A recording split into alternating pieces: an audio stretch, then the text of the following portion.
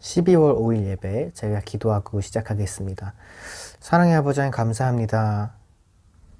이제 또 12월을 맞이하였습니다. 올 한 해 정말 주님의 그 도우신 손길들을 다시 한 번 더 우리가 기억하고 또 돌아봅니다. 우리를 도우셨던 그 주님의 손길을 기억하며 우리에게 베푸신 그 사랑을 기억하며 우리 또 이웃들에게 그 사랑을 전하고 흘려보내고 또 말로 표현하는 그런 따뜻한 연말 될 수 있게 도와주세요. 감사드렸고 예수님의 이름으로 기도드립니다. 아멘. 함께 찬양하시겠습니다.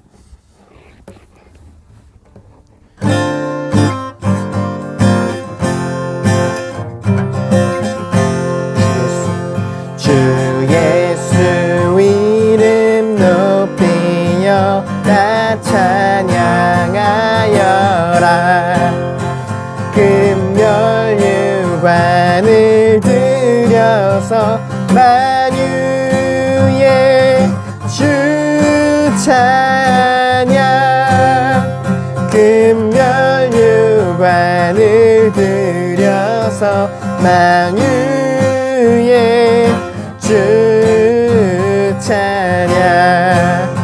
주 예수 당한 고난을 못 잊을 죄이나 내 귀한 보배 바쳐서 만유의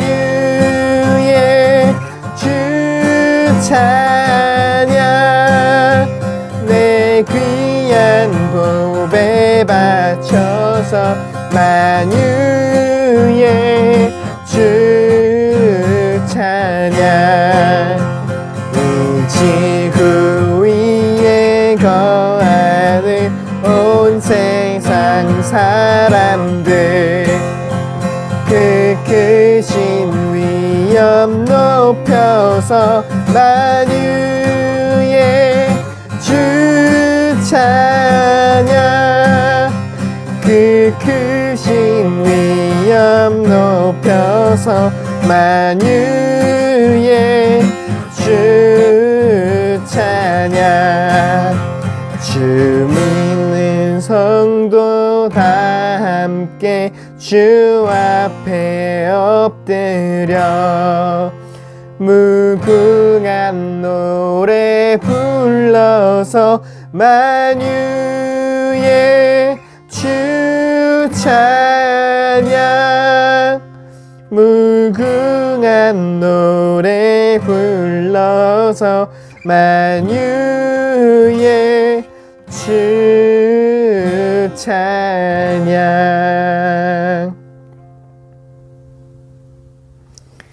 이 시간 잠깐 같이 기도했으면 좋겠습니다. 시편에 보면 다윗의 여러 고백들이 참 많이 나옵니다. 하나님을 찬양하고 하나님 높여드리는 내용도 많이 있고요. 하나님 어디 갔냐고 어떻게 저를 버리실 수가 있냐고 그렇게 탄식하는 장면도 있고, 또 저 원수들의 머리를 깨부숴 달라고 그렇게 청원하는 듯한 그런 기도도 있습니다. 그 중에서 이 찬양이라는 것은 정말 우리를 인도해 오신 주님의 사랑, 그러니까 우리 삶의 걸음걸음들마다 우리가 그것을 돌아볼 때 여기 주님의 도우심이 있었다는 것을 우리가 발견하게 될 때 나오는 자연스러운 반응 같습니다. 주님을 찬양하는 것. 이 시간 함께 같이 기도할 때는 우리 삶이 그렇게 좀 풍성한 삶이었으면 좋겠어요. 우리 걸어온 지난 길을 돌아볼 때 참 주님이 나를 도우셨구나, 주님이 나와 함께 하셨구나, 이것을 고백하며 주님을 찬양하며 주님께 찬양을 드리며 주님을 높여드릴 수 있는 그런 삶 되기를 소망합니다. 이 시간 잠깐 그렇게 같이 기도하고 이제 사도신경 하겠습니다. 기도드리겠습니다. 사랑의 아버지 감사합니다. 올 한 해를 돌아봅니다. 올 한 해 돌아보면 그 걸음걸음마다 주님의 도우심의 흔적들을 보게 됩니다. 이때 참 주님 날 이렇게 도와주셨구나. 이때 주님 날 이렇게 도와주시지 않았으면 내가 어떻게 됐을까? 그때 당시에는 몰랐는데 주님이 나를 인도하고 계셨구나. 이런 것들을 보게 되고 느끼게 됩니다. 주님, 우리가 그 도우심의 사랑에 반응해서, 그 도우심의 손길에 반응하고 한량없으신 주님의 사랑에 반응해서 찬양하는 인생 되게 해주세요. 주님을 높여드리는 인생 되게 해주세요. 그래서 우리 원수들을 향한 분노나 혐오에 사로잡힌 인생이 아니라 그것들보다 훨씬 크신 주님, 나를 도우시는 주님, 나를 변함없는 사랑으로 사랑하시고 인도하시는 주님, 그 주님에 대한 감사와 찬양으로 우리 삶이 풍성한 그런 삶 되길 소망합니다.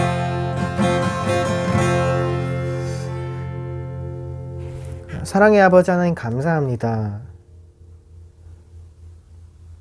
지난 올 한 해를 또 돌아봅니다. 돌아보면 그 발걸음마다 참 주님이 도우셨구나. 주님의 도우심이 이때 주님 나를 도와주시지 않았다면 내가 어떻게 됐을까 하는 것들을 보게 됩니다.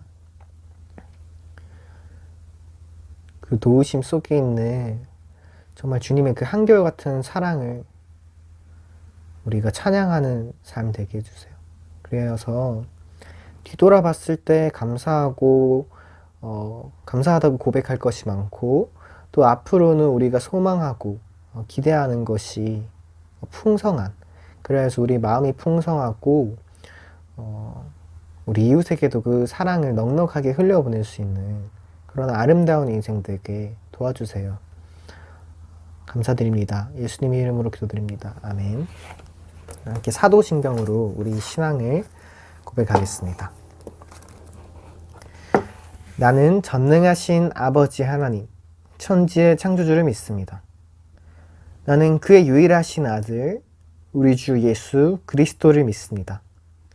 그는 성령으로 잉태되어 동정녀 마리아에게서 나시고 본디오 빌라도에게 고난을 받아 십자가에 못 박혀 죽으시고 장사된 지 사흘 만에 죽은 자 가운데서 다시 살아나셨으며 하늘에 오르시어 전능하신 아버지 하나님 우편에 앉아 계시다가 거기로부터 살아있는 자와 죽은 자를 심판하러 오십니다. 나는 성령을 믿으며 거룩한 공교회와 성도의 교제와 죄를 용서받는 것과 몸의 부활과 영생을 믿습니다. 아멘. 기도드리겠습니다. 그는 하나님의 영광의 광채시요 하나님의 본체대로의 모습이십니다. 그는 자기의 능력 있는 말씀으로 만물을 보존하시는 분이십니다. 그는 죄를 깨끗하게 하시고서 높은 곳에 계신 존엄하신 분의 오른쪽에 앉으셨습니다. 히브리서 1장 3절 말씀. 믿는 자에게 영생을 주시는 하나님 아버지, 오늘도 영광스러운 예배의 자리로 나아올 수 있게 해주심에 감사를 드립니다.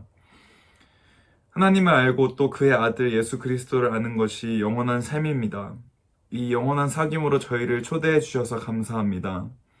주님, 삶을 살아가면서 이 찰나와 같은 인생에 집착하거나 욕심을 부리지 않고 믿음의 눈으로 예수님 가시는 곳 어디든 따라가기를 소망합니다. 주님, 우리 삶 가운데 어려움들이 있습니다.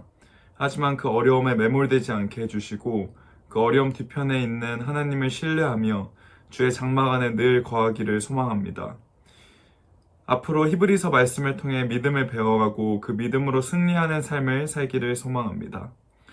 오늘도 생명의 말씀을 전해주시는 백정성 목사님께 성령 충만함을 주시고 그 말씀의 열매가 저희 삶에 가득 열리게 해주세요. 저희와 늘 함께 하시고 영원한 길로 인도하시는 우리 주 예수 그리스도의 이름으로 기도드립니다. 아멘.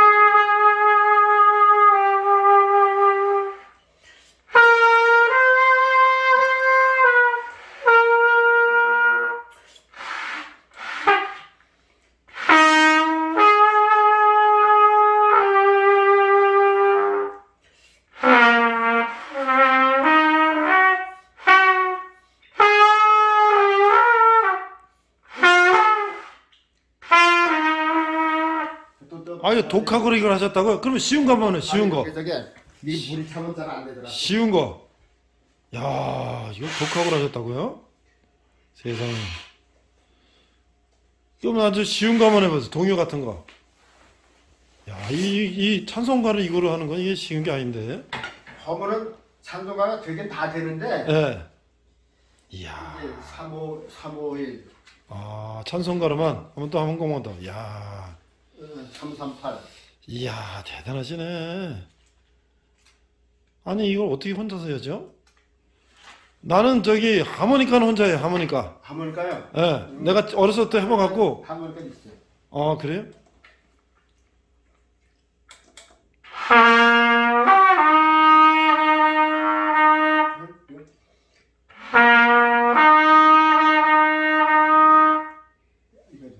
음.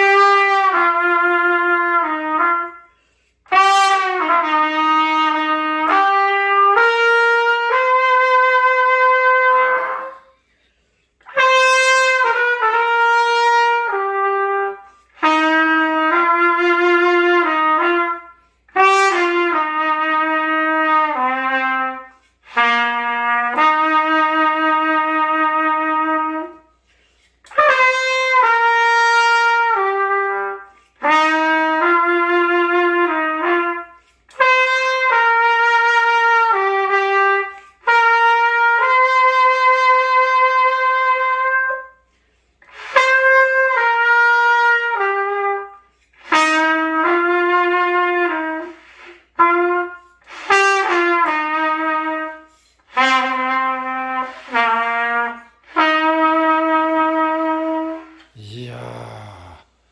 앵콜 한 곡 더, 마지막. 네? 한 곡만 더. 하나, 예. 아, 최세 곡은 해야죠, 그래도. 300. 앵콜송을 한번 해야죠. 나도 당장 색스폰 학원 등록해야 되겠네. 아, 네, 이거.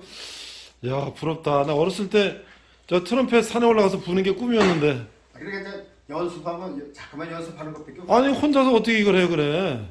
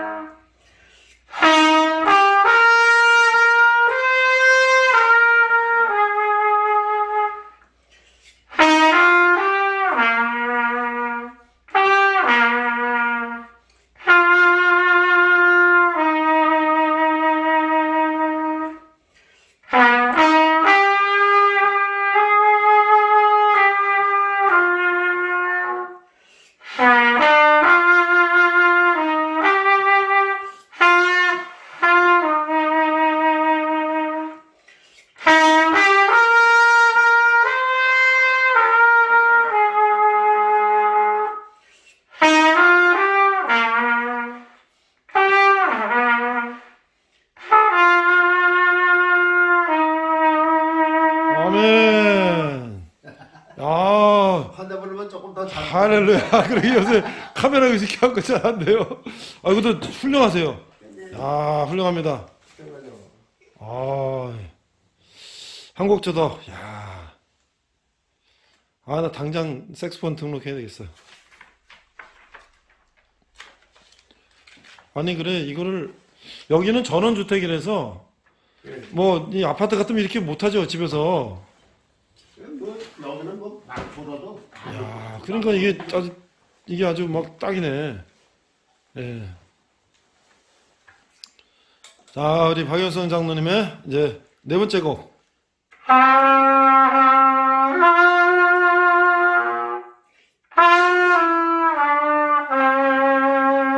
과수원길.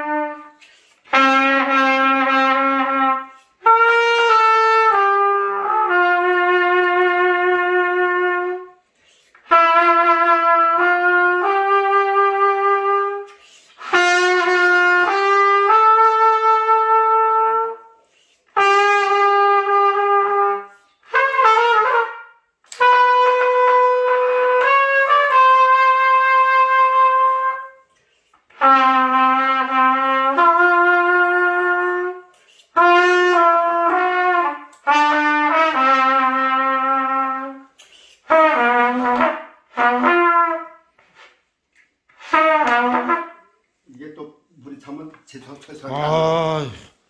이제 뭐 오늘 보여주신 거 다 보여주셨어요. 야, 훌륭하십니다. 야, 장로님 연세가 어떻게 되셨죠? 연세가 지금 8순이 다 되셨잖아요. 네? 8순이 다 되셨잖아. 아 이제 한 달만 있으면 이제 6시지. 진짜. 오늘 너무 많이 하셨어요. 아니, 이게 코드를 잡는 거예요? 그렇죠. 코드를 잡아서 하는 거예요? 그거 그대로 제 소리가 안 나죠. 이것도 기타처럼 코드가 있어요? 예. 그러니까 학원에 가서 코드도 배우고 그냥 집에서 혼자 연습하신 거예요? 저가야 저기 학원에 가면은 네. 그 사람들이 뭐 속성으로 안 가르쳐 주고 하나 가지고도 매 그렇죠. 하기 때문에 그렇죠. 답답하더라고요. 그렇죠. 맞아요. 질려서 그만둬요. 그냥 우리는 네. 빨리 빨리 연주하고 싶잖아요. 빨리. 저 전문가 가지고 찬송 하나 집에서 부를 거니까. 그러니까 빨리빨리 해서. 속성으로 그냥 저 이거 아코디언가 바이올린 배울 쪽에는 그거 요 넘어 요 송우리 무봉이라고 교회 감리교회 있는데 감리교회 피아노 치는 사람이 그 학원을 하더라고. 일단 저 찬송 하나 가지고 칠 거니까 속성가로 가르쳐요. 한 달에 그냥 다 가르쳐줬어요. 또 바이올린도 치세요? 네. 이야, 그 처음에 그냥 뭐 이렇게 하고서 그냥 뭐 한 달 만에 그냥 이렇게 해서 집에서 찬송가 부르고 그러니까 그건 재주가 있으시니까 되지. 그 밤낮에도 안 된 사람도 있어요. 그 이제 바이올린도 이야. 저 포천시의 문화센터에서 뭐 하는 거 그거 이렇게 하더라고. 그래서 몇 번 갔다가 그냥 그냥 자, 마지막 곡. 야, 이 5번째 곡. 야, 진짜 대단하시다. 나는 기타를 중학교 때부터 배우다 말다 해서 지금도 잘 못해요.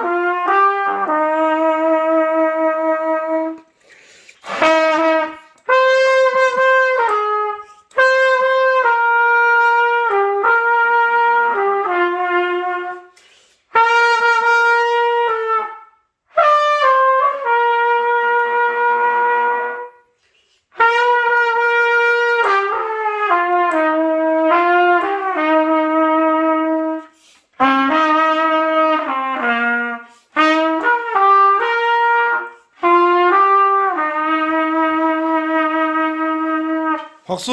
야, 우리 포천시 직동교회 우리 박영순 장로님의 이 트럼펫 연주가 이게 전 세계로 나갈 거예요. 유튜브를 통해서. 수고하셨습니다. 수고하셨습니다. 다 함께 기도하시겠습니다. 하나님의 아버지 은혜를 감사합니다. 오늘도 저희로 비록 온라인으로 예배하지만 신령과 진정으로 예배하시고 말씀 가운데 은혜가 있게 하시며 말씀으로 은혜받아 세상 가운데 승리하는 저희들 되게 하여 주시옵소서. 감사드리며 예수님 이름으로 기도했습니다. 아멘. 자, 오늘은요 우리가 5주에 걸쳐서 히브리서를 이제 나누고자 합니다. 오늘 히브리서의 첫 번째 순서는요, 모든 천사는 그에게 경배할지어다. 히브리서 1장 1절부터 14절 말씀을 가지고 나누고자 합니다.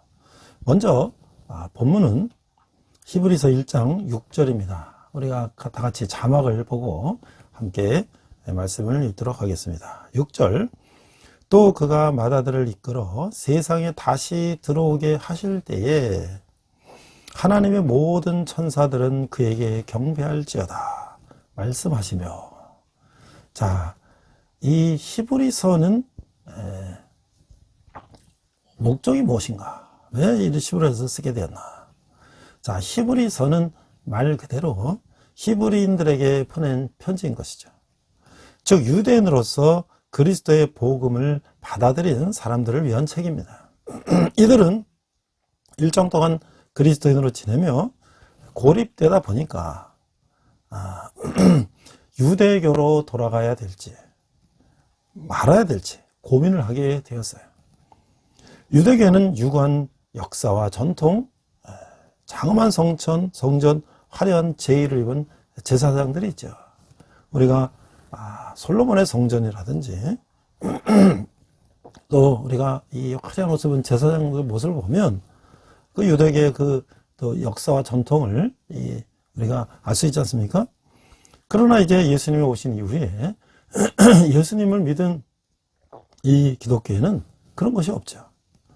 뭐 노예라든지 이방인이라든지 과부나 고아들 이런 사람들이 주요 이제 계층인 것이죠. 이 너무나 볼품이 없어 보였다는 것이에요. 그런 히브리서 저자는 이에 반론을 제기하는 것이에요. 기독교는 유대교의 완성이라고 하는 것이에요.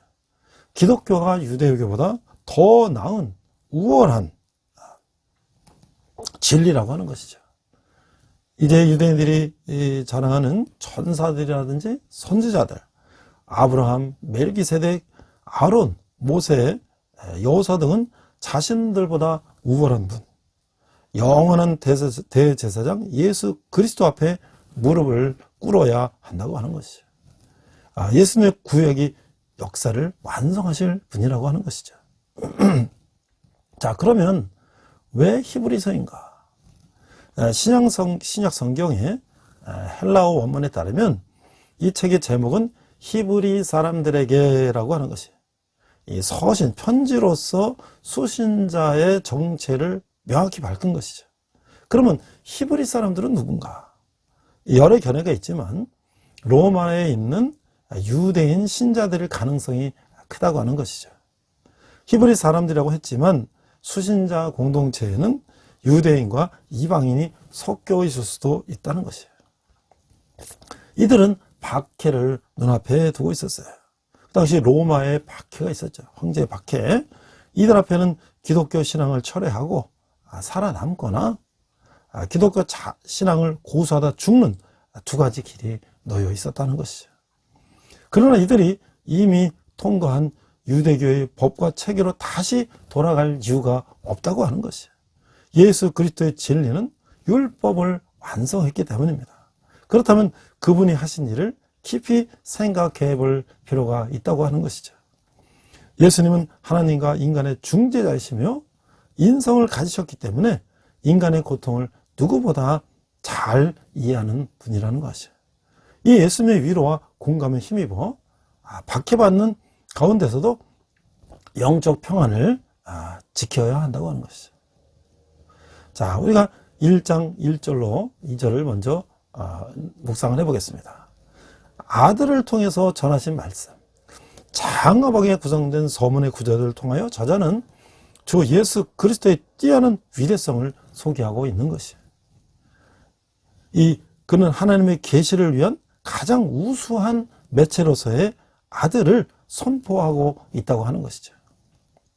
이 사실을 확정함에 있어서 그는 내면적으로는 구약의 예언자와 표면적으로는 천사들과 그 아들들을 대조시키고 있다는 거예요. 자, 1절 보겠습니다. 옛적의 선지자들을 통하여 여러 부분과 여러 모양으로 우리 조상들에게 말씀하신 하나님이 이 모든 날 마지막에는 아들을 통하여 우리에게 말씀하셨으니. 자, 이 서론의 핵심이 여기 잘 표현되고 있죠. 비록 하나님이 여러 부분과 여러 모양으로 그 자신을 과거에 우리에게 제시하였으나 그 구약의 계시는 이제 하나님의 아들을 통하여 마지막 절정을 이루게 된다는 거예요. 저자는 독자들이 과거의 계시를 아무리 귀히 여긴다 할지라도 이제는 그 아들의 계시에 더욱 귀를 기울여야 한다는 것을 강조하고 있는 것이죠. 자, 우리가 또 한번 묵상 질문을 해보겠습니다. 이스라엘 조상들에게 전해진 말씀과 우리에게 전해진 말씀에는 어떤 차이가 있나요? 그 차이는 그 조상들에게는 앞으로 오실 메시아를 그들에게 말씀드렸고, 또 예수님이 태어나실 때는 이제 오신 메시아. 우리에게는 뭐예요? 또 이제 또 다시 올 메시아. 항상 하나님께서는 메시아를 우리에게 예수 그리스도를 말씀하신 거잖아요. 자, 적용질문. 우리가 이제 연말을 마치고 이제 또 2022년 새해가 오죠. 우리가 이제 새롭게 새해를 맞이하며 우리가 말씀 사항에서 중점을 두할 것은 무엇인가? 그것은 오직 예수 그리스도라는 것이에요. 우리는 올해도 작년에도 내년에도 오직 예수 그리스도라는 것이죠. 자, 하나님은 인간의 죄를 사하시고 구속하시려는 계획을 아담과 하와의 범죄 후 계속해서 전하셨어요. 구약시대는 이스라엘 조상들에게 선지자들 또 하나님의 사람들을 통해서 여러 시기에 여러 가지 방법으로 하나님의 구원 계획을 우리에게 전하셨죠. 한두 번이 아니에요. 환상과 비유와 선언 등 다양한 방법으로 우리에게 구원자, 메시아, 예수 그리스도를 보내주신다고 말씀하셨어요. 그리고 이제 신약시대 정말 마지막으로 아들을 보내셔서 놀라운 구원의 복음을 전하셨고 그것이 우리에게까지 전해졌다고 하는 것이죠. 그 아들은 하나님의 상속자일 뿐만 아니라 모든 세계를 지으신 분이에요. 그 아들이 인간의 몸을 입고 세상에 오셔서 죄인인 우리를 대신해서 십자가를 지심으로 그분을 믿기만 하면 구원받고 영생을 누리는 길을 열어주셨다고 하는 것이죠. 자, 우리 두 번째는 1장 2절 하반절부터 4절까지 말씀을 보겠어요. 하나님의 본체의 형상이신 아들이라고 하는 것이죠. 2절 하반절부터 읽겠습니다. 이 아들을 만유의 상속자로 세우시고 지으셨느니라. 3절 이는 하나님의 영광의 광채시요 그 본체의 형상이시라. 그의 능력의 말씀으로 만물을 붙드시며 죄를 정결하게 하는 일을 하시고 높은 곳에 계신 지극히 크신 이의 우편에 앉으셨느니라. 4절 그가 천사보다 훨씬 뛰어남은 그들보다 더욱 아름다운 이름을 기업으로 얻으심이니. 자, 이거 보면 이제 그 아들을 만유의 상속자로 세움을 받았다고 증언하고 있어요. 이것은 그가 모든 것들을 만든 자, 그 한 분을 통하여 세계를 만들었던 바로 그분이기 때문에 당연한 사실이라고 하는 것이죠. 이렇게 처음부터 이 히브리서의 저자는 그 아들이 후계자임을 언급하는 것은 후에 그가 그 아들의 미래 통치에 관해서 많은 것을 증언하는 데 그 의도가 있다는 거예요. 왜냐하면 그가 상속자이기 때문에 앞으로도 계속 우리를 이 세상을 통치하신다는 거죠. 창조자이며 동시에 후계자인 그분은 그야말로 그 안에서 말씀하시는 하나님의 완벽한 형상이라고 하는 것이죠. 더구나 그의 말씀은 너무 강력하셔서 그분에 의해 지어진 모든 것들은 그 말씀에 의하여 이루어진다고 하는 것이죠. 또한 죄를 정결케 하시고 하늘에서 위엄의 보호자 우편에 앉으신 분이 바로 이분이라고 하는 것이죠. 이런 점에서 그분이 어떤 천사들보다 훨씬 위대한 위치에 있다는 점은 명백하다고 하는 것이죠. 우리가 거의 모든 글의 서론에서 쉽게 찾아볼 수 있는 바와 같이 본문의 서론에서도 우리는 앞으로 저자가 어떤 이야기를 하고자 하는 그 주장의 요지를 우리가 찾아볼 수 있다는 거예요. 즉 그의 아들 안에서 나타나는 하나님의 계시가 예전에 그 모든 것들보다 우월성을 갖는다는 그 암시가 바로 그것인 것이죠. 더욱이 죄를 정결케 하는 행위는 그 어떤 제사의 희생보다 우월한 것이며 결국 그 아들의 이러한 위대성은 천사들의 권위까지 불편하게 한다고 보는 것이죠. 비록 서론에 표면적인 경고의 구절은 포함되어 있지 않지만 다음 같은 암시적 교훈을 내포하고 있다는 것이죠. 이분이 하나님의 위대하신 아들이니 이분 말씀을 잘 들어라 라고 하는 것이죠. 자, 우리 또 이제 묵상을 해보겠습니다. 아들이신 예수님이 하나님의 본체의 형상이시라는 것은 무슨 뜻일까요? 이건 바로 삼일체 하나님 말씀하시는 거죠. 성부, 성자, 성령, 삼일체 하나님 말씀하시는 거예요. 자, 우리 적용을 해보겠습니다. 지금까지 예수님을 어떤 분으로 알고 있었나요? 말씀을 통해 어떤 믿음이 생겨나요? 우리는 예수님을 우리에게 십자가에 구속하신 구세주, 우리에게 사랑을 베푸시고 힐링, 우리를 치유하시고 티칭, 말씀을 가르치시고 프리칭, 복음을 전파하신 분, 여기에서 끝나는 것이 아니라 그분이 바로 천지를 창조하시고 오늘 우리 함께 성령님으로 우리 함께 하시는 성령님으로 삼일체 하나님으로 창세 전부터 계신 하나님이라는 걸 우리는 이제 예수 그리스도를 통해서 깨달을 수 있다는 것이죠. 하나님의 형과의 광채시요 그 본체의 형상이라는 말은 하나님의 아들이 하나님과 동일한 존재라는 것을 의미하고 있는 거예요. 만물에 계시면서 하나님과 동일한 능력으로 만물을 통치하시는 그 아들은 세상 사람들이 영적 존재 중 최고라고 생각하는 천사보다 훨씬 우월하다고 하는 것이죠.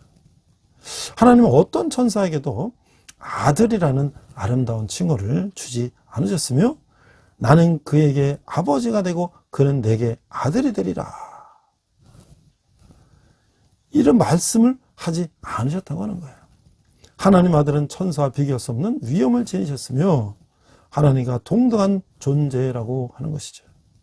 아들이신 예수님이 어떤 분이신가 제대로 알 때 우리 믿음은 더욱 확고해진다고 하는 것이에요. 제가 이 인터넷으로 자 유대교는 그럼 뭔가 그래서 자료를 한번 찾아봤어요. 주다이즘이라고. 자 유대교는 천지 만물에 창조하신 유일신 야훼를 신봉하면서 스스로의 신의 선민이다. 자기는 특별히 구별받은 백성이다라는 것을 자처하며 메시아 구세주의 도래 및 그의 지상 천국 건설을 믿는 유대인의 종교라고 하는 것이에요. 그러니까 이들은 구세주가 아직 안 왔다는 거예요. 그러니까 예수님도 그 모세나 아브라함 같은 그 선지자 중에 한 사람이라는 거예요. 그래서 그들이 기대하는 구세주가 오면 지상에 천국을 건설한다. 이게 그들의 이제 유대인의 믿는 종교라는 거예요. 유대교가. 자, 그 기원은 고대 이스라엘인의 종교로 거슬러 올라가지만 보통 유대교라고 하면 이제 바벨론 포로, 바벨론에 잡혀갔던 BC 586년에서 한 70년 그때 이후에 모세의 율법을 근간으로 해서 발달한 유대인의 고유 종교를 말한다고 하는 것이에요. 자, 물론 BC 2000년 전에 사울과 다윗 왕으로부터 시작된 고대 이스라엘 왕조는 앞에서 BC 6세기에 이제 바벨로니아를 통해서 이제 완전히 무너졌죠. 그 당시 전 국토는 완전히 초토화가 됐고 지배층, 지식층, 기술자 이런 사람들은 다 이제 포로로 이제 바벨론으로 잡혀갔죠. 이거 우리가 바벨론 포로라고 하지 않습니까? 이 사건은 이스라엘 종교사에서 큰 오점으로 남겼죠. 그의 유대교의 성격, 그 후에 유대교의 성격에도 그 흔적이 남아있다고 하는 것이에요. 자, 그런데 이제 페르시아라고 하는, 지금의 이란이죠. 이 바벨론, 이라크를 지금 이란인 페르시아가 물질렀는데 그때 고레스 왕이라는 왕이 나왔어요. 그래서 이 메소포타미아 지역을 정복해서 거의 70년 동안 포로 생활했던 바벨론 포로들을 다 이제 해방을 시켰어요. 자, 그들 일부가 야훼 신이 그들 조상에게 주기로 약속했다는 땅인 다시 이스라엘 팔레스타인 땅으로 돌아가서 이 폐허가 된 예루살렘 성전을 다시 복구하고 또 학자 에스라를 통해서 이 선민 사상적 유일신 신앙을 종교적 이념으로 하는 민족 집단으로서 그들의 역사를 이제 재개하였다는 거예요. 이 시기의 과거 역사가 신학적으로 검토 반성되고 그에 따라 전승되며 재편성되었다. 그래서 유대교의 경전은 이 구약 성경이죠. 그들은 예수님 안 믿으니까 구약 성경은 BC 1세기에 이제 거의 결집이 됐지만 그 기본적인 구상은 이때 포로 해방 후에 그들이 이제 이루어졌다고 할 수가 있는 거예요.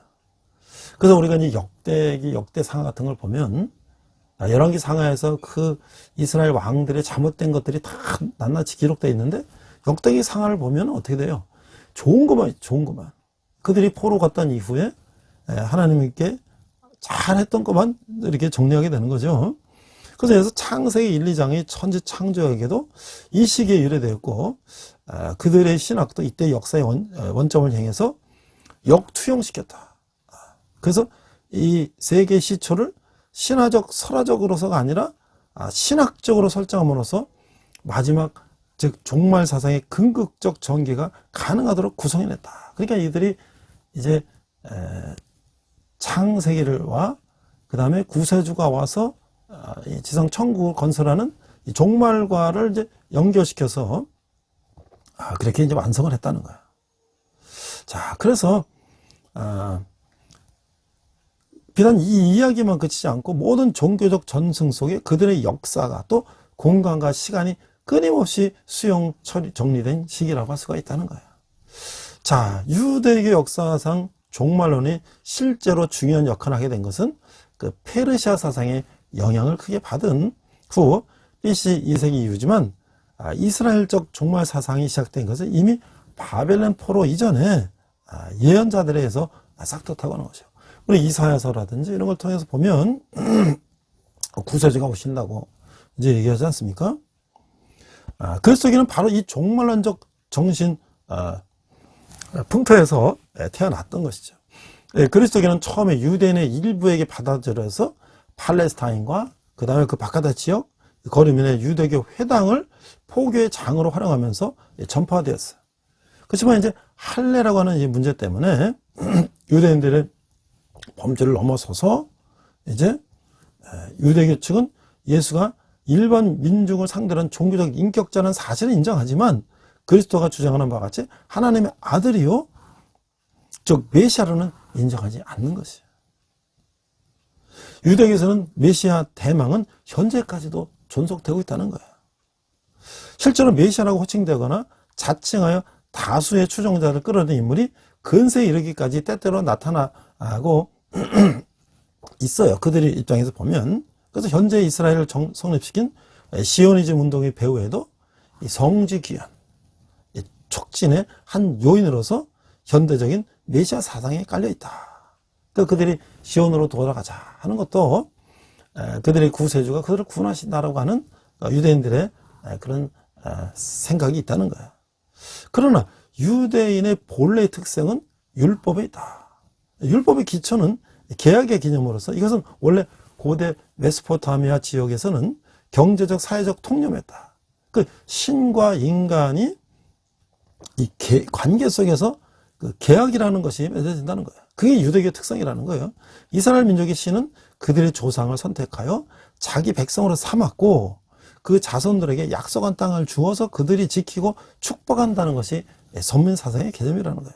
한편 그들은 신앙의 조상 아브라함같이 조상 대대로 믿어온 신에 기반 오직 정성을 다하고 자신들을 신의 백성으로 선택한 야훼 신 이외의 신을 섬기지 않는 것이죠. 이 계약 이행의 내용은 신의 편에서는 헤세드, 하나님께서 그들에게 은혜를 주시니까, 헤세드는 은혜라고 하는 것인데 히브리 말로, 또 백성에게서는 뭐예요? 하나님이 그들에게 주신 율법을 준수하는 것으로서 이 계약이 맺어진다는 거예요. 그러니까 율법을 지키지 않는 것은 하나님과의 약속을 지키지 않는 것이 되는 것이죠. 그래서 그것은 신의 분노를 초래한다고 하는 것이에요. 이 특정 집단에서만 숭배되는 일신이 과연 종교사에서 말하는 일신교의 신관념과 합쳐지는지 여부는 또 다른 문제인데요. 보편 종교에 비해 유대교는 보통 민족 종교로 정의된다고 하는 것이에요. 그래서 이스라엘인들은 처음부터 완전한 초월적, 절대적 일신의 관념에 도달해 있는 것이 아니라 분명히 어느 면에서는 제2의 이사야 같이 고도의 종교적 보편성을 나타내면서 한편으로는 신관념에서 합리화, 즉 주술성의 극복을 추진하고 있는 면도 있기 때문이다. 좀 어렵죠? 자, 정리합니다. 유대교의 경전은 뒤에 그리스도의 경전, 구약 성서가 되었기 때문에 정통적 유대교에서는 그 후에 구전의 율법과 고대 말기에 그 해석을 집대성한 탈무드를 경전에 추가하여 오히려 거기에서 유대교의 특성을 찾는 경향이 있다. 그러니까 그들이 유대인들이 이제 전통적으로 내려오는 경전, 그것이 이제 구약 성경이죠. 근데 여기다 이들은 탈무드라고 하는 것을 이제 추가해서 그걸 굉장히 중요시 여긴다. 그래서 그때도 그 시대에 따른 율법에서나 전승 이런 것들이 랍비, 선생이라 하죠. 예수님도 랍비, 선생님이라고 불렸죠. 그 랍비, 율법 교사의 지도 아래에 꾸준히 이어져서 또 정통파, 개혁파 뭐 여러 파가 나타나고 이 예루살렘에 있는 랍비의 그 본 청사는 유대교의 제2대 종합 집단인 아슈케나즘과 스파라다임 뭐 이런 이제 그 파가 있다 그래요. 집단이 그걸 통합하는 최고의 권위를 이루고 있으며 그 민법 특히 결혼을 이제 여기서 유대교의 본청에서 이제 규제를 통해서 교단 유지에 구실하고 있다. 제가 이스라엘에 가보니까 그 내면까지는 들어가 보지 못했지만 이스라엘 완전히 유대교라는 거는 하나의 종교적인 국가단 말이죠. 그래서 이 예루살렘, 특히 예루살렘은 뭐 이제 텔아비브가 현재 수도고 과거에 이제 종교 수도이지만 길거리 거리마다 까만 옷을 입고 중전 모자 쓰고 이제 수염 기른 이런 종교인들이 굉장히 많죠. 심지어는 이제 금요일 저녁 때 되면 이제 안식일이 시작되면 장사하는 사람 시장 이런데 그 사람들이 나팔을 불고 가서 빨리 문 닫으라고. 거의 사회 모든 질서나 이런 것들이 그 유대교에 따라서 모든 질서가 움직이는 거예요.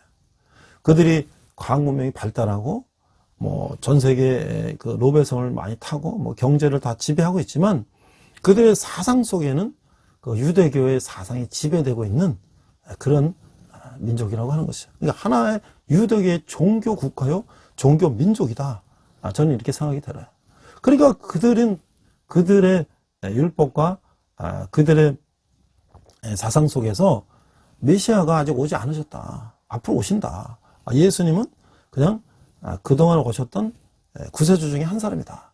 라고 믿는 사람들, 지금도 99%가 그렇게 믿는 사람들을 2000년 전에 오신 예수님.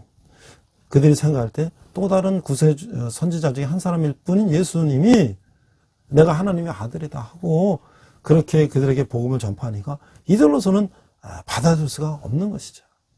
그러나 이 저자는 그런 유대인들에게 또 그런 유대인 중에서 예수는 믿지만 그 당시에 너무나 핍박과 어려움 가운데 있는 그 유대인 크리스찬들에게 예수님이 누구신가를 지금 장엄하게 설명을 하고 있는 것이죠. 자, 본 서신의 본론을 이제 또 우리가 보겠습니다. 그래서 이제 4장부터는 이제 본격적으로 이제 이게 본론에 들어가는데 일단 1장 5절에서 9절을 보면 통치자이신 하나님 아들이다.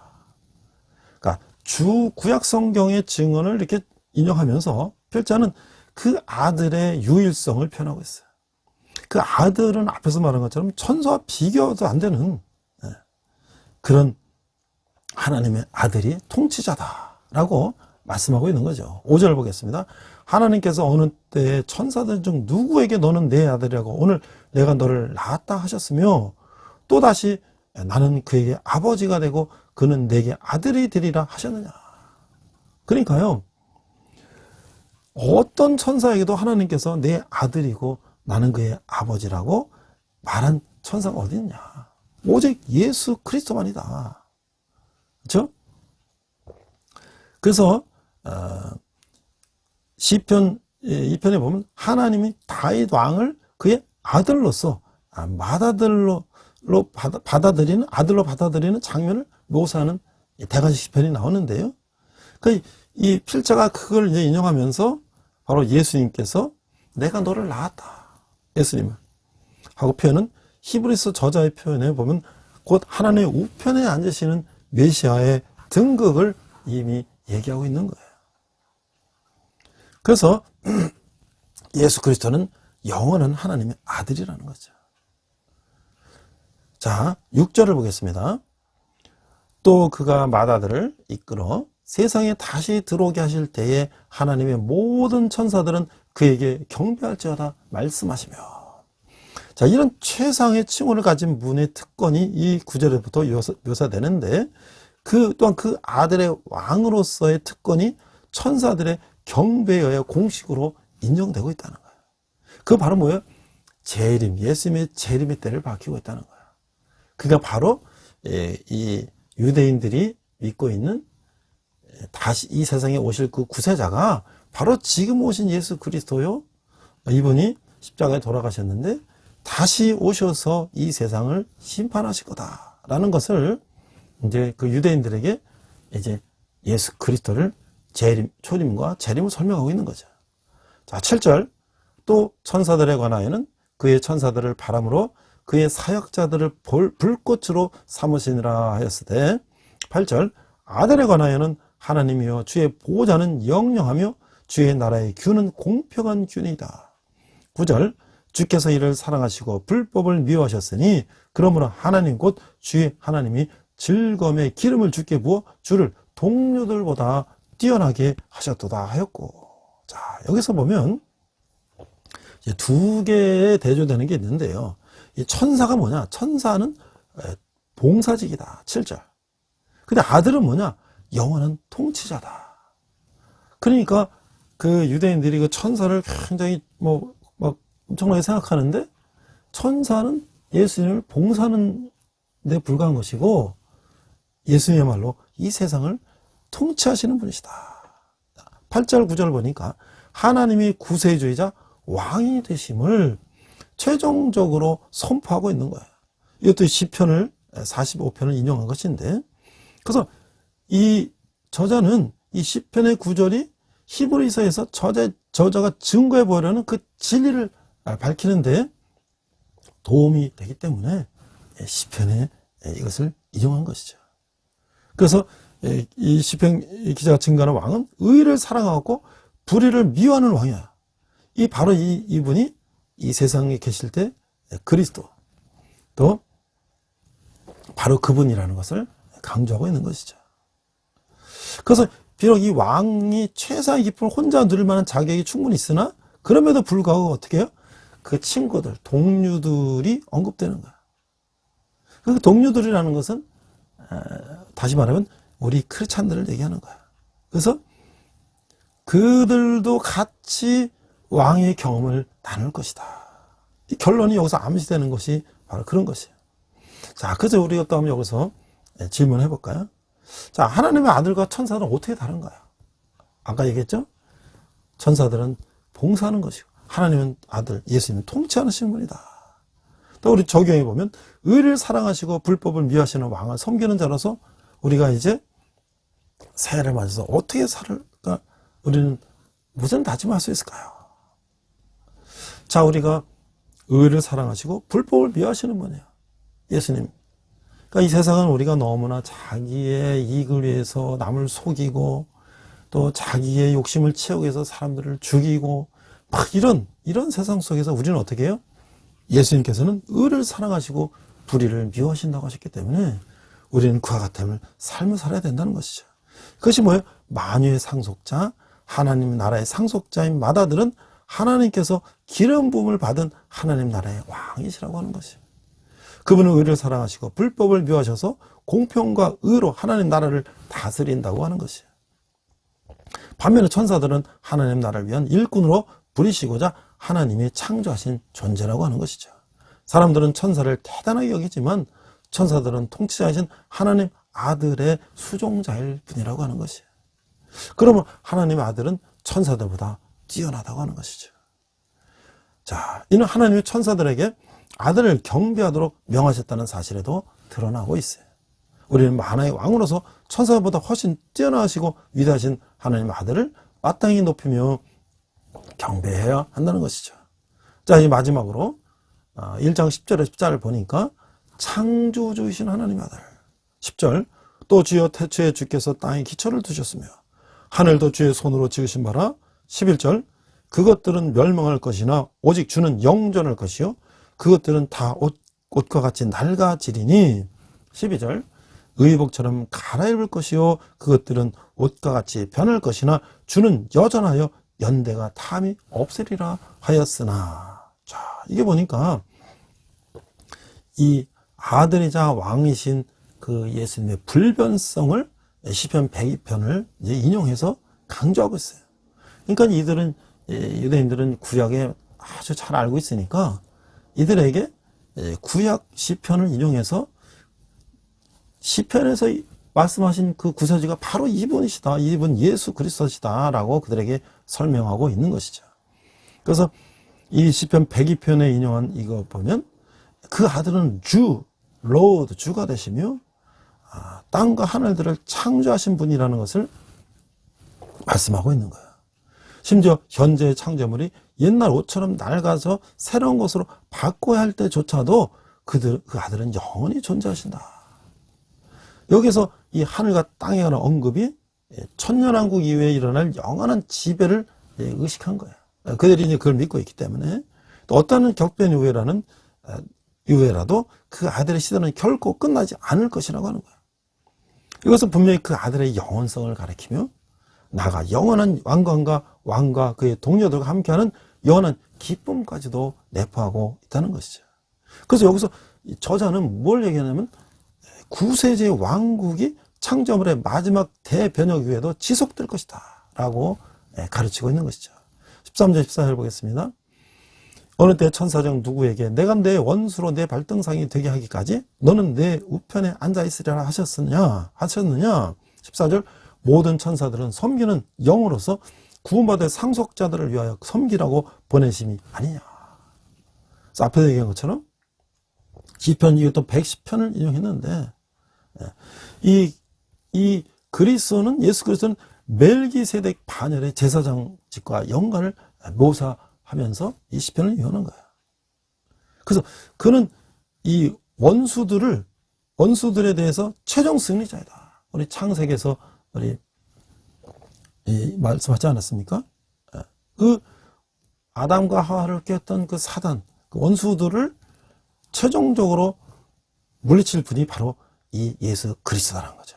그래서 시편에 여기 1절을 보면서 그 원수들은 그 최종 승리가 묘사되고 있는 거예요. 그래서 영원한 왕좌, 그런 승리, 그것이 예수님께는 당연한 것이다. 그래서 여기서 이 구원은 그 과거의 중생 경험을 뜻하는 것이 아니고 오히려 이 반대로 문쟁이나 문맥을 보면 앞으로 상속할 것이다. 미래 시제. 그래서 구원의 미래성을 암시하고 있는 거예요. 항상 그래도 여기서 역시 히브리서 저자는 구약 성경에 흐르는 사상의 기쁨을 크게 의식하고 있고 그로부터 여러 인용구들을 통해서 그 핵심을 예고하고 있는데 이것이 바로 구원에 대해서 살아있는 감각을 가지고 표현한 시편을 2장에서도 인용했다는 거예요. 그 시편에서 이 구원이라는 단어는 그들의 적들로부터 억압해서 하나님 백성들이 건짐을 받는 것과 이런 하나님의 축복에 대한 그들의 기쁨을 묘사하는데 반복적으로 나타나고 있어요. 그런 의미에서 구원은 누구예요? 그 하나님의 아들 예수 그리스도께서 적들에게 승리를 언급할 때 바로 적절한 단어이기 때문에 그들이 시편에서 얘기했던 적들로부터 우리를 구원해 주소서 하는 분이 바로 이분이라고 하는 것이죠. 자, 이 서신의 언독자들이, 그러니까 이 서신을 읽는 사람들이 어떤 상황에 있어요? 이 로마의 박제나 외부의 압력이 있었어요. 그래서 그들이 과거의 박해를 견뎌내고 지금도 굴복하지 않도록 격려하고 있는 거예요. 그래서 누구예요? 최종 승리자는 바로 왕이신 하나님께 속한 것이며 그 천사들이 후에 그 승리에 동참할, 즉 구원을 상속받은 이들을 위해서 봉사하고 있다는 것을 우리가 상기시키고 있는 거예요. 자, 이제 우리 마지막 질문합니다. 자, 하나님의 우편은 어떤 자리예요? 하나님의 우편은 뭐예요? 예수 그리스도, 삼일째 하나님 자리예요. 자, 내 삶을 주권자이신 예수님께 맡길 문제는 무엇인가요? 이제 우리는 우리의 모든 어려움을 구원하실 예수 그리스도를 우리가 그리스도의 아들로서 왕이신 예수님, 구원자 예수님께 우리가 모든 걸 맡길 수가 있는 것이죠. 그렇죠? 하나님의 아들이신 예수님은 온 세상을 지으신 창조주다. 따라서 그분은 지음을 받은 존재와 완전히 다르다는 거예요. 피조물인 세상은 멸망하고 낡아지며 변하지만 창조주신 하나님 아들은 영원토록 존재하시며 변함이 없으시다. 하나님은 원수 사탄에 대해서 아들의 최종적인 승리를 선포하시며 자신과 동등한 존재인 아들을 우편에 앉히셨다는 거예요. 이는 하나님의 아들에게 모든 주권과 통치권을 주셨음을 의미하는 것이죠. 창조신 하나님의 아들이 세상의 주권과 통치권을 갖는 것은 당연한 것이죠. 하나님은 어떤 천사에게도 내 우편에 앉아있으라고 한 적이 없다는 거예요. 반면 하나님의 우편에 앉은 이들은 피조물인 천사들에게 명령을 내릴 주권을 갖고 계시다고 하는 것이죠. 그래서 구원받을 자들을 섬기도록 천사들을 세상에 보내신다는 거예요. 그래서 이제 우리는요, 하나님께서 예수님을 통해서 우리를 구원하신다고 하셨고, 또 예수님이 천사를 보내셔서 우리를 이제 돕도록, 우리를 섬기도록 보내셨다고 하는 것이에요. 얼마나 이 놀라운 사건입니까? 자, 마지막으로요, 우리 하나님의 DNA라는 거. 그 우리 뭐예요? 하나님의 자녀니까 우리는 하나님의 DNA를 갖고 있다. 우리가 하나님의 속성을 보면 우리 인간이 하나님과 같이 갖고 있는 속성이 있어요. 공유적인 속성. 우리가 사랑과 이런 것들은 우리 같이 갖고 있죠. 근데 비공유적인 하나님만 가지고 계시고 전지전능하시고 무소보세하시고. 자, 그래서 우리는 하나님의 DNA를, 예수님의 DNA를 갖고 있다. 그래서 우리가 뭐예요? 하나님 우리 아버지니까, 우리는 하나님의 자녀니까, 우리는 어때요? 하나님의 형상과 모든 속성과 이런 고유적인 속성 DNA를 우리 갖고 있는 것이죠. 이 자식은 어때요? 자식은 아버지의 DNA를 물려받았어요. 저는 아들이 어렸을 때는 좀 저 닮은 것 같은데, 좀 사춘기 하면서 이제 좀 키도 커지고 뭐 얼굴도 끼쭉해지면서 얘는 좀 나랑 좀 안 닮은 것 같다. 좀 이렇게 좀 난 동글동글하고 살이 쪄갖고 아들은 좀 끼쭉하고 그래갖고 아빠를 많이 안 닮았나. 근데 남들은요, 길쭉하든 쭉 뭐 동그랗든 뭐든 간에 척 보면 국화빵이라는 거야. 그러니까 남들이 더 잘 알아요. 그래서 이 아들은 어떻습니까? 말하는 것도, 걸음걸이도, 생각하는 것도 아주 뭐 똑같지는 않지만 또 엄마도 닮고 했으니까, 그치만 어쩌면 그렇게 아버지의 DNA를 물려받았을까. 저도 아들이 장가 가서 지금 결혼 생활하고 있는데요, 어떨 때 이제 대화하다 보면 자기가 독립적으로 뭐 학비도 벌어서 하겠다 그러고, 결혼도 자기가 벌어서 하겠다 그러고, 또 뭐 결혼 생활 하면서 자기 부부 관계나 부모님과의 관계도 자기가 뭐 주도적으로 해보겠다는 거 보면서, 어떨 때는 좀 내가 아버지니까 좀 내가 더 충고하고 더 하는데, 자기가 해보겠다고 막 하는 거 보면 섭섭할 때도 있어, 사실은. 그렇지만 또 한편으로 생각해보면 저 녀석이 그래도 좀 고집 부리고 하는 거 보면 또 지 아버지 꼭 닮았네, 그런 생각이 드는 거예요. 제가 마지막으로 한 가지 예를 들고 마치겠습니다. 제가 광천의 엘리마우스라는 이제 그 성경 공부와 터반 농사라고 하는 그런 이제 공간을, 땅을 사서 만들고 나무도 심고 뭐 이렇게 가꾸고, 그 다음에 이제 거기서 이제 농사 짓는 농막 컨테이너 하우스도 만들고 뭐 이렇게 해서 이제 하는데, 그거를 도와주신 장로님 한 분 계세요.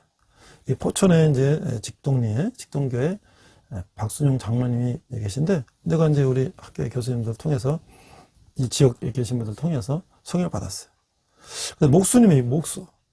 그래서 이제 거기 데크도 만들고 뭐 하는데 와서 도와주시고 했어요.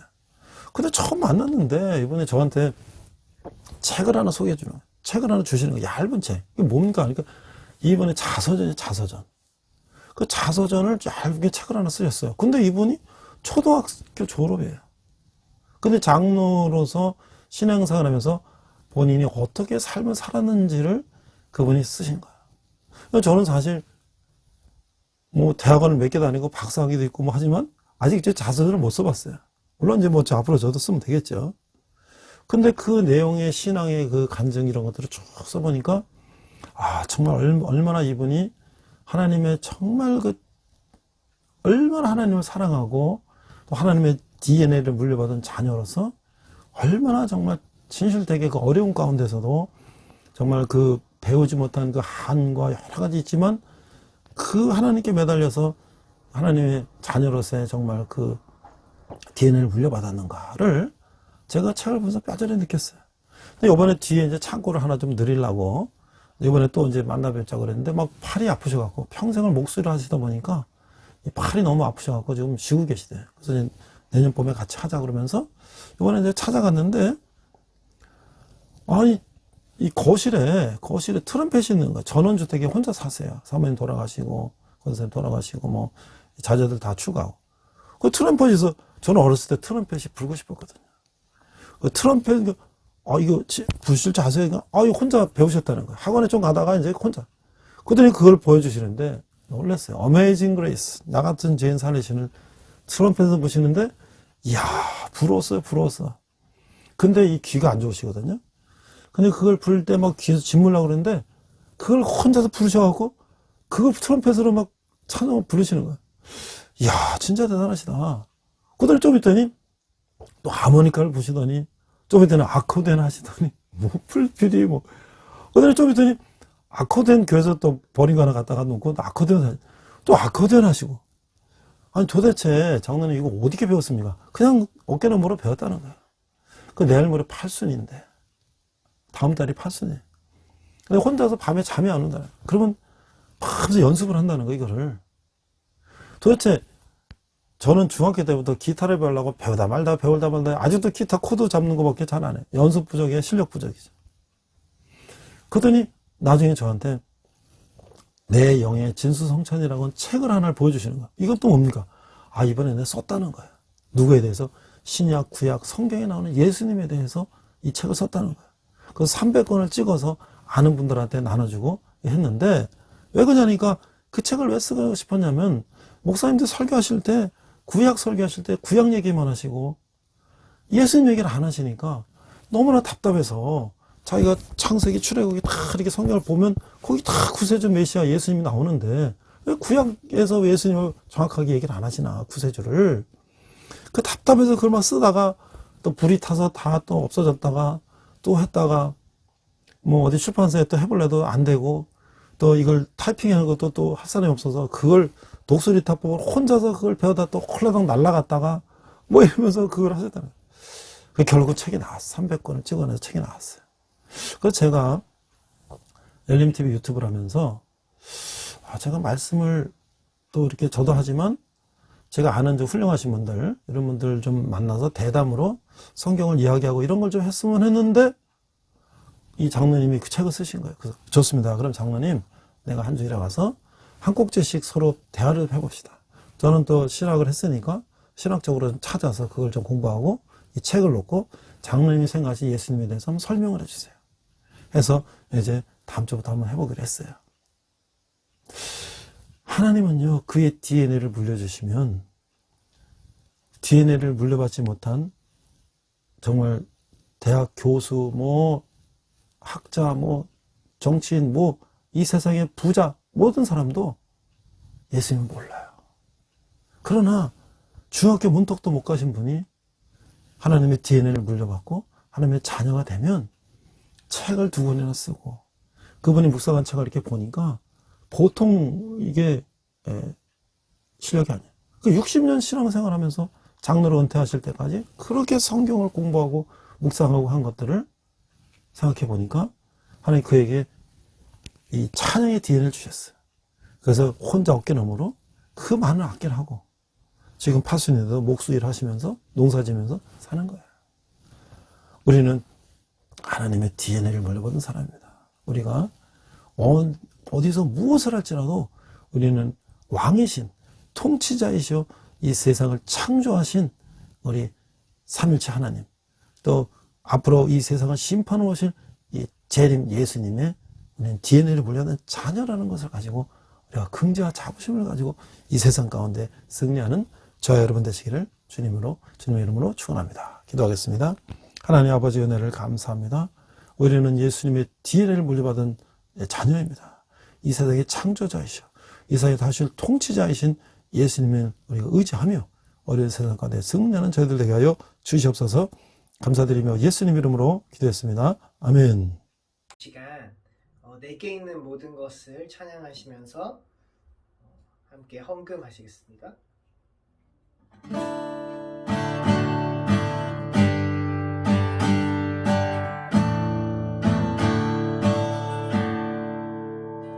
내게 있는 모든 것을 아끼고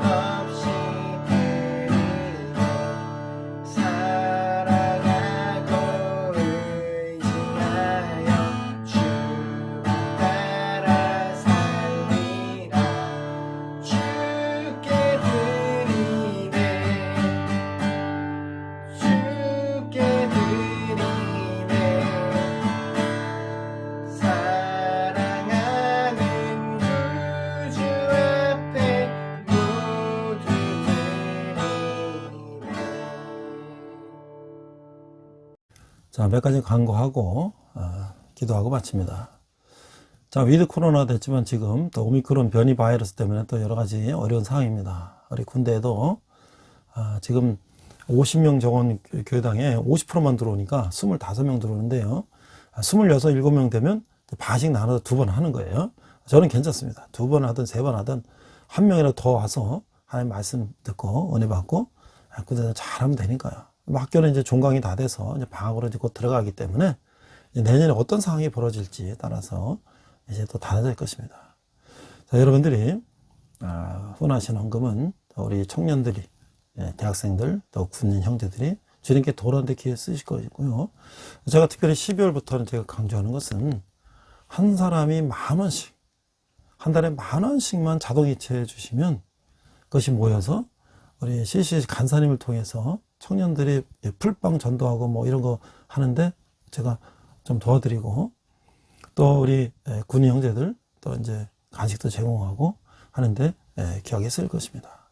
구자는 제가 댓글창에 올려놨으니까요. 여러분들이 직접 은행에서 자동이체를 신청하셔야 됩니다. 번거롭지만 한 달에 내가 젊은 위해서 10,000원만에 후원하신다 하시면 기억에 쓸 것입니다. 자, 같이 기도하겠습니다. 하나님 아버지 은혜를 감사합니다. 저희가 전 예물을 주님께 드렸습니다. 이 예물을 쓰는 것마다 하나님 영광이 나타나게 하시고, 특별히 젊은이들이 주님께 돌아오는데 기시하게 사용되게 하여 주시옵소서. 특별히 내가 한 달에 10,000원을 헌금함으로써, 자동이체함으로써 그들이 모여서 우리 젊은이들이 교회를 오는데 기시하게 사용될 수 있다는 것에 우리가 모두 함께 동참하게 하여 주시옵소서. 지금은 우리 주 예수 그리스도의 은혜와 하나님 아버지의 극진하신 사랑과 성령님의 감화감도 역사하심이 이 세상의 창조자여 통치자여 구세주이신 예수 그리스도의 자녀라고는 DNA를 물려받아 험난한 세상 가운데 승리하며 하는 삶을 살기를 다짐하는 온라인 예배를 드리는 모든 성도들 위해, 열방의 백성들과 성교사를 위해, 특별히 북한에서 고통받는 북한 동포들 위해 지금부터 영원토록 함께 하시기를 간절히 축원합니다. 아멘. 우리 선한 능력으로 찬양하시면서 한 주간 승리하시는 여러분 되시기 바랍니다. 자, 몇 가지 광고하고 기도하고 마칩니다. 자, 위드 코로나 됐지만 지금 또 오미크론 변이 바이러스 때문에 또 여러 가지 어려운 상황입니다. 우리 군대에도 지금 50명 정원 교회당에 50%만 들어오니까 25명 들어오는데요. 26, 7명 되면 반씩 나눠서 2번 하는 거예요. 저는 괜찮습니다. 2번 하든 3번 하든 한 명이라도 더 와서 하나님 말씀 듣고 은혜 받고 군대에서 잘하면 되니까요. 학교는 이제 종강이 다 돼서 이제 방학으로 이제 곧 들어가기 때문에 이제 내년에 어떤 상황이 벌어질지에 따라서 이제 또 달라질 것입니다. 자, 여러분들이 후원하신 헌금은 우리 청년들이, 대학생들, 또 군인 형제들이 주님께 돌아오는 기회 쓰실 것이고요. 제가 특별히 12월부터는 제가 강조하는 것은 한 사람이 10,000원씩, 한 달에 10,000원씩만 자동이체해 주시면 그것이 모여서 우리 CC 간사님을 통해서 청년들이 풀빵 전도하고 뭐 이런 거 하는데 제가 좀 도와드리고, 또 우리 군인 형제들 또 이제 간식도 제공하고 하는데 기억에 쓸 것입니다. 구자는 제가 댓글창에 올려놨으니까요. 여러분들이 직접 은행에서 자동이체를 신청하셔야 됩니다. 번거롭지만 한 달에 내가 젊은 위해서 10,000원만에 후원하신다 하시면 기억에 쓸 것입니다. 자, 같이 기도하겠습니다. 하나님 아버지 은혜를 감사합니다. 저희가 전 예물을 주님께 드렸습니다. 이 예물을 쓰는 것마다 하나님 영광이 나타나게 하시고, 특별히 젊은이들이 주님께 돌아오는데 기시하게 사용되게 하여 주시옵소서. 특별히 내가 한 달에 10,000원을 헌금함으로써, 자동이체함으로써 그들이 모여서 우리 젊은이들이 교회를 오는데 기시하게 사용될 수 있다는 것에 우리가 모두 함께 동참하게 하여 주시옵소서. 지금은 우리 주 예수 그리스도의 은혜와 하나님 아버지의 극진하신 사랑과 성령님의 감화감도 역사하심이 이 세상의 창조자여 통치자여 구세주이신 예수 그리스도의 자녀라고는 DNA를 물려받아 험난한 세상 가운데 승리하며 하는 삶을 살기를 다짐하는 온라인 예배를 드리는 모든 성도들 위해, 열방의 백성들과 성교사를 위해, 특별히 북한에서 고통받는 북한 동포들 위해 지금부터 영원토록 함께 하시기를 간절히 축원합니다. 아멘. 우리 선한 능력으로 찬양하시면서 한 주간 승리하시는 여러분 되시기 바랍니다.